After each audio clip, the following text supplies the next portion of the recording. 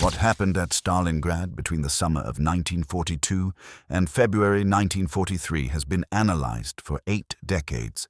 It is studied in military academies. It fills libraries. But what is still striking, when the sequence of decisions is laid bare, is not that Germany lost. It is how many times Germany chose to lose. Each decision point offered an exit. Each one was refused, and the refusals came not from soldiers in the field, who understood what was happening, but from commanders and politicians far removed from the rubble and the cold. What follows is not simply a story of military defeat. It is the anatomy of institutional failure, compressed into 7 months, played out at the cost of 300,000 men. The strategic logic of Case Blue, Germany's 1942 summer offensive, was not without foundation. Hitler and the Wehrmacht High Command identified the Soviet oil fields of the Caucasus as a decisive objective. Cut off that fuel, the reasoning went, and the Soviet war machine would slow and eventually stop. The Volga River, a critical Soviet supply artery, ran through a city that happened to bear Stalin's name. Seizing it would sever transport routes and carry enormous symbolic weight. What the plan did not account for was its own ambition. Army Group South was split in July 1942 into 2 separate forces pursuing 2 separate objectives simultaneously. Army Group A, driving south toward the Caucasus. Army Group B pushing east toward Stalingrad. These forces diverged on a map that had no margin for error. The logistical strain was immediate. Supply lines stretched hundreds of kilometers across open steppe. Fuel allocations fell short, and the 6th Army, under Paulus, was advancing on Stalingrad with momentum that outpaced its own ability to be resupplied. Paulus was a meticulous staff officer, careful, systematic, loyal to the chain of command above him. These qualities had served him well in planning roles. They would prove catastrophic in the urban hell that awaited. By mid-September, his divisions were inside the city, and there, the nature of the battle inverted every German advantage. The Wehrmacht had been built for speed and maneuver. Stalingrad offered neither. Soviet defenders under General Vasily Zhukov adopted a deliberate tactic of close-quarters combat, keeping German and Soviet lines so close together that German air and artillery superiority became unusable without hitting their own men. Every factory, every floor of every building became a separate engagement. German veterans would later describe fighting for the same room 3 times in a single day. The 6th Army was consuming itself, but by October, Hitler had declared the capture of Stalingrad a matter of prestige from which there could be no retreat. The city's name had made withdrawal politically impossible. That decision, to fight for a symbol rather than a position, would define everything that followed. While the 6th Army bled itself dry inside Stalingrad, Soviet planning at the highest level was proceeding with a clarity that stands in remarkable contrast to the confusion gripping German command. General Georgy Zhukov and Colonel General Alexander Vasilevsky had been developing Operation Uranus since September. The concept was elegant in its ruthlessness. Rather than trying to defeat the 6th Army inside the city, a grinding effort that would cost enormous Soviet casualties, they would go around it. German intelligence had identified a vulnerability. The northern and southern flanks of the Stalingrad salient were held not by German divisions, but by Romanian, Hungarian, and Italian formations. Allied armies that were under-equipped, under-motivated, and defending frontages far wider than doctrine permitted. Some Romanian units held lines of 20 kilometers or more with minimal artillery support.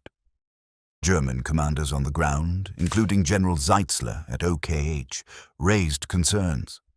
Those concerns did not change the deployment. On November 19th, Soviet forces struck the Romanian Third Army to the north with 5 armies and armored formations totaling nearly 500,000 men. The Romanian line broke within hours. The following morning, a second Soviet offensive hit the Romanian Fourth Army to the south. By November 23rd, the 2 Soviet pincers had closed at Calac-on-Don.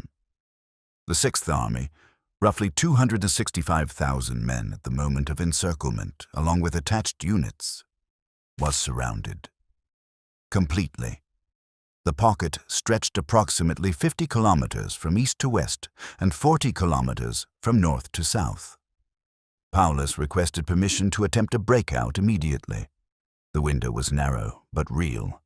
German armor was still within striking distance, and Soviet encirclement forces were not yet consolidated. A fighting withdrawal, costly as it would have been, remained operationally feasible. Hitler refused. The decision to hold the pocket rather than break out rested on a guarantee. On November 24, 1942, Reichsmarschall Hermann Göring informed Hitler that the Luftwaffe could supply the encircled Sixth Army by air. The minimum daily requirement to sustain 265,000 men in combat, fuel, food, ammunition, and medical supplies, was calculated at approximately 500 metric tons per day. In the most favorable assessments, Luftwaffe planners believed they could deliver 350 tons. The actual daily average delivered over the airlift's duration was approximately 105 tons. Göring's promise was not made in ignorance of the Luftwaffe's limitations. Senior air commanders, including General Wolfram von Richthofen, immediately objected. Richthofen contacted Army and Luftwaffe Command directly and stated that the airlift was operationally impossible. He was overruled. Göring, who understood that Hitler wanted reassurance rather than analysis, provided reassurance. It was a lie told to a dictator who chose to believe it, and 265,000 men would pay the consequence. Operation Winter Storm, the armored relief effort launched in December under General Erich von Manstein, came closest to breaking the deadlock. Manstein's 4th Panzer Army drove to within approximately 48 kilometers of the pocket by December 19th. He sent a coded signal to Paulus indicating the corridor was close enough to attempt a breakout, contingent on Paulus moving simultaneously toward the relief force. Paulus refused to move without Hitler's explicit authorization. That authorization never came. By late December, Soviet counter-offensives had pushed Manstein's force back, and the last realistic chance of saving the Sixth Army was gone. Inside the pocket, the situation descended methodically. Rations fell to survival minimums, then below them. Ammunition shortages curtailed defensive capacity. Frostbite claimed thousands of men who had been sent to a summer campaign without winter equipment, a logistics failure that had been identified and unaddressed months earlier. By January, medical facilities were operating without adequate supplies. Men died of wounds that would have been treatable in August. On January 30th, 1943, the 10th anniversary of Hitler's appointment as Chancellor, Hitler promoted Paulus to General Feldmarschall. No German field marshal had ever surrendered. The promotion was understood as an implicit instruction. The following day, Paulus surrendered what remained of the Sixth Army. Approximately 91,000 men entered Soviet captivity. Of those, fewer than 6,000 would survive to see Germany again. The fall of Stalingrad was not a single catastrophic decision. It was a sequence of them, each one compounding the last, each one made possible by a command structure that rewarded loyalty over competence and optimism over analysis. Hitler's refusal to allow withdrawal, Göring's impossible promise, Paulus's paralysis in the face of orders he privately knew were wrong, the abandonment of Romanian flank security that Zhukov had studied with precision and exploited without mercy. The city that had been declared a prestige objective became a prestige catastrophe. 300,000 German and Axis soldiers were lost, killed, captured, or consumed by the pocket. The Eastern Front never recovered its initiative.